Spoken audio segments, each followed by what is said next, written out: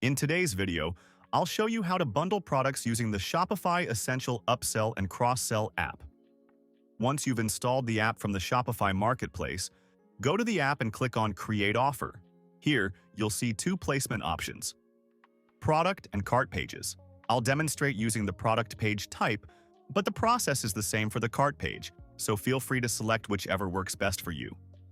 First, we're in the Content tab, where you'll start by choosing your offer type. Since we're bundling products, we'll use the Frequently Bought Together option. The Offer Name field allows you to label your upsell funnel for easy reference. It's only visible to you, so keep it simple. In the Content tab, you can modify the title text, which displays above the app block.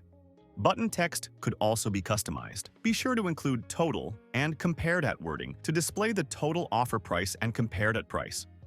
Once you're happy with these changes, let's move to the Offer section. Here, you can set the conditions that will trigger your upsell. You can select all products, specific products, or products in specific collections. I'll go with all products. Next, choose which items to upsell. This could be specific products that align with your goals or frequently bought together items, recommended by Shopify's Search and Discovery app. The final offer feature allows you to apply a discount to the upsold item automatically. You can set this discount as either a percentage or a fixed amount and adjust the value as needed.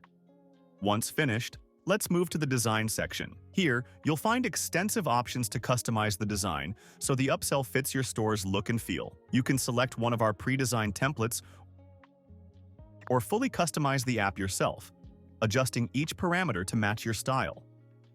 Whether you're building the design from scratch or just tweaking an existing template, it's all here. The Design section is modular, so you can adjust the card design, including parameters like spacing, border size, and color. Typography options allow you to set the font if you don't want to use your theme's default font, as well as sizes and colors for different elements.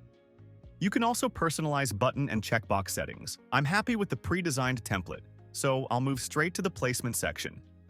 In Placement, not much is needed. Simply click Publish, which also saves all your changes.